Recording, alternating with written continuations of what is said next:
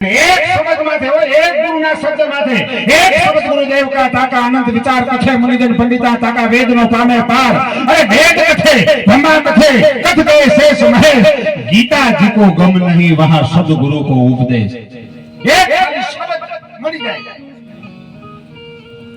અને એક શબ્દ લાગી જાય ને જીવન પરિવર્તન થઈ જાય ને સાહેબ અને ઈ સદગુરુ મહારાજના આંગણે એમ કહેવાય કે ઉતારા થયા હોય हाँ डुमाणा बालगिरी बापू कहसे ने जेने घरे सदगुरुजी ना वासा रे उजड़ा रे एना आंगणा हैं जेना घरे सदगुरु महाराज ने आटला बधा संतो महापुरुष हमने भाई भाटी नवीन भाई बहुत सरस मजानी छेला भजन में जे डोड वेडी ने हाचा रे संतोनी माथे भक्ति घेरा मोड़ निरखता जेने नेणा हरखे ने पछी मटी जाय मननी दौड़ा दो दोष पोताना पोते प्रगट करे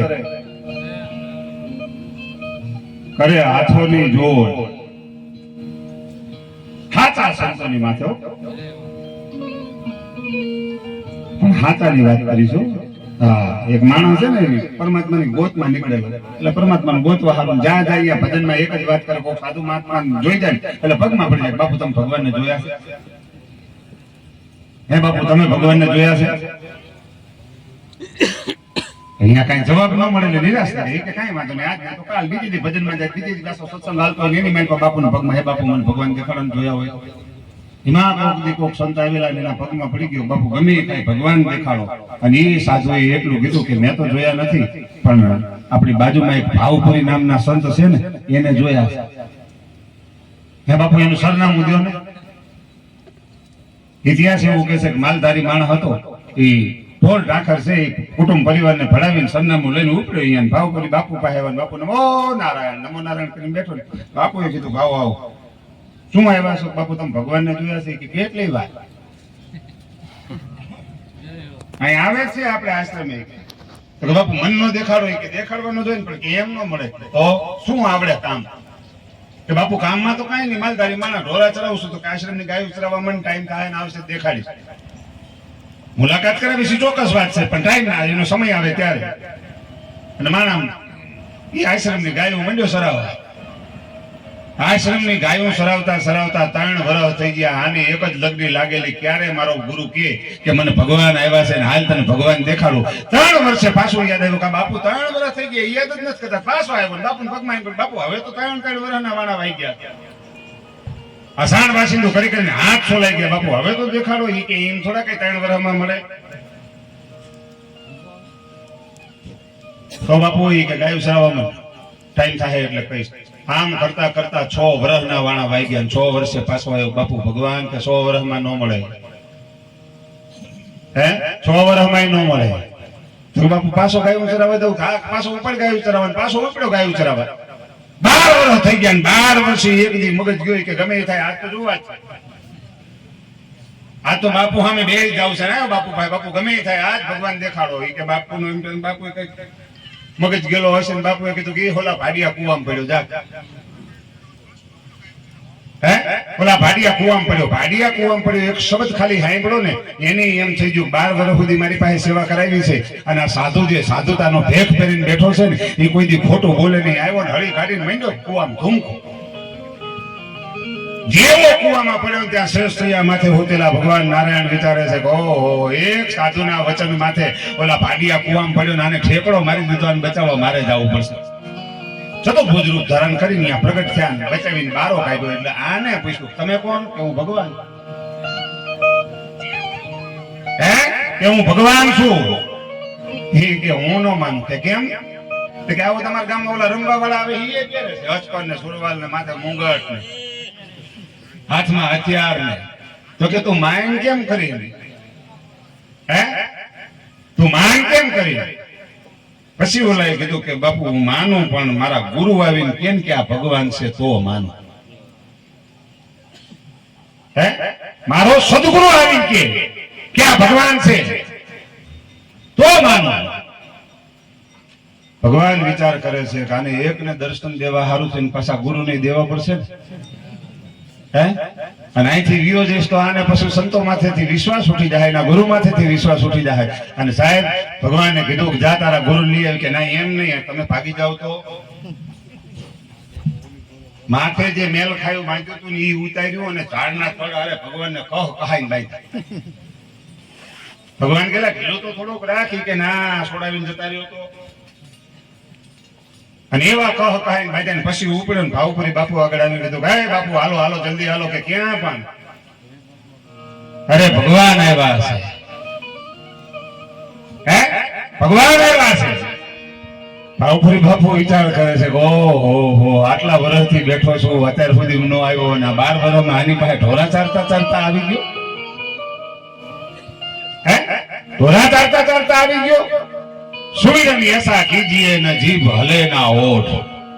જીભ ને હોઠ એકે નો હલે ને ખાલી અંતરથી આમ છે ને વિશ્વાસાજી આવે ને જા ભજંપા ચાલુ થઈ જાય ને સાહેબ ત્યારે એની કઈક મજા જ અલગ હોય છે. ભાવપુરી બાપુએ વિચાર કર્યો કે ના કદાચ ને આવ્યો હોય ભોળાનો ભગવાન છે ને કાંડું પકડી લાવ્યો ભાવપુરી બાપુનો. ભાવપુરી બાપુ કાંડું પકડી લાવીને બાપુ કે આ એમ કે છે ભગવાન છે. ભગવાને આમ ભાવપુરી બાપુ સામું જોયું અને જોઈને એટલું કીધું કે આને કે છોડે કહાઈ માયદો છે. ભાવપુરી બાપુ કે બેટા છોડી દે. આ છે કોણ પણ એ તો કયો કે ઈ ભગવાન છે. હે કે આ ઈ ભગવાન છે. અને નાન એનું હતું ડુંગર ઓસાય અને ડુંગરે એમ કહેવાય ગાંઠ છોડી ભગવાનને છોડ્યા એટલે ભાવપુરી બાપુ છે એ ભગવાનને પગે લાગ્યા વંદન તમને મને દર્શન તમારા થયા. અને ભાવપુરી બાપુએ ડુંગર સામું જોઈને એટલું કીધું બેટા ડુંગર પગે લાગ આ ભગવાન છે. પછી ડુંગર છે ને આમ ભગવાન સામું જોયો ને પેલો ભાવપુરીને પગે લાગ્યો. અરે બેટા હામો ભગવાન ઉભો છે, અખિલ બ્રહ્માંડનો નાથ છે, 14 ભુવનનો અધિપતિ છે. પણ કે પ્રભુ એ બધી વાત બરોબર છે પણ આ ઉભો છે ને એની ઓળખાણ થઈ હોય ને તો આ ઉભો છે ને એના હિસાબે ઓળખાણ થઈ છે. ગુરુ ગોવિંદ દોનો ખડે અને કિनको લાગુ પાય બલિહારી ગુરુ આપ કે જેને ગોવિંદ દિયો બતાય. હે આમાં બલિહારી તો તમારી છે ભલામણા. મને એમને એમ ખબર ન પડે કે આ કોણ છે. એ ગોતવા જાતા જડે નહીં ઓલો અને ગહન ગોવિંદો રે આ ગોતવા જાતા જડે નહીં ઓલો અને ગહન ગોવિંદો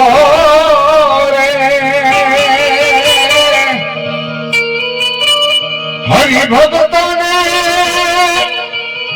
એક હાથ વગો છે પ્રેમ હરખંદો રે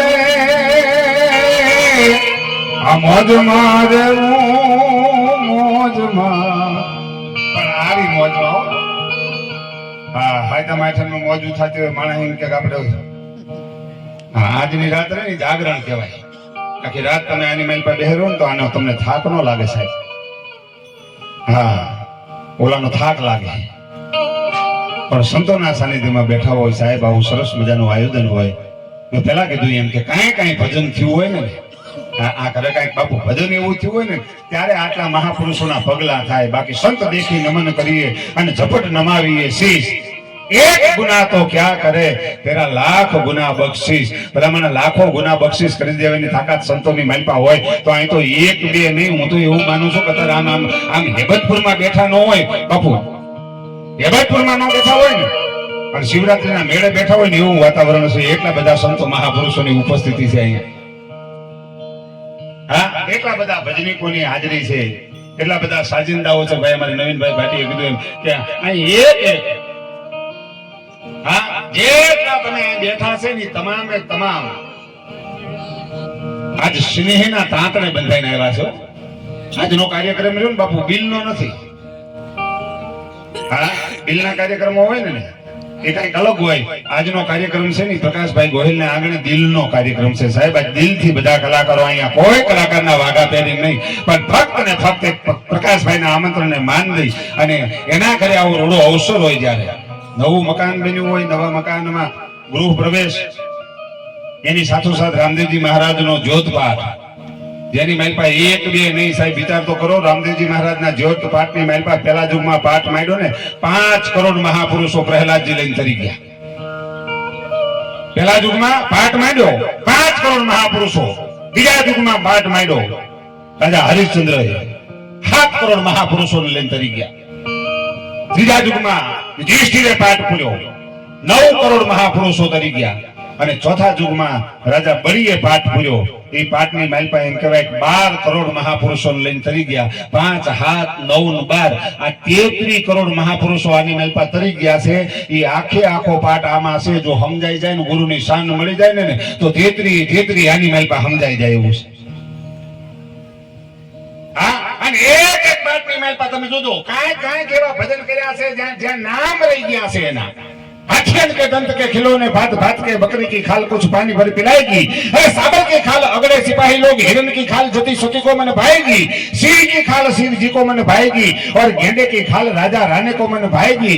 ताके कारण कछु परमारथ कर ले मनुष्य की खाल कुछ काम नहीं आएगी. भलामण मारू તમારું કાંઈ કામમાં આવવાનું નથી પણ કાંઈક એવું નામ સ્મરણ થઈ જાય, કાંઈક એવું પરમાત્માનું નામ સ્મરણ થઈ જાય, કાંઈક એવું પરમારથનું કાર્ય થઈ જાય ને તો મારો બાપ આ મનખા દેહ જે મળ્યો છે ને ઈ ઉજળો થઈ જાય ને એ લેખે થાય.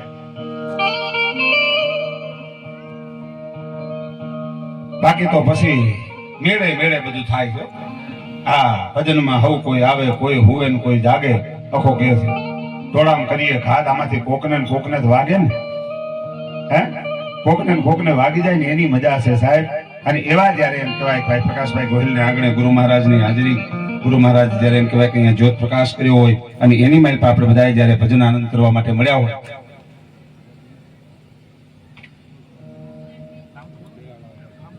હા, આપણી વચ્ચે સમૃદ્ધ ભજનિક અલખના આરાધક એવા ખોજાભાઈ ભરવાડ આપણી વચ્ચે અહીંયા ઉપસ્થિત છે. હું ખોજાભાઈ જ્યાં બેઠા હોય અહીંયાથી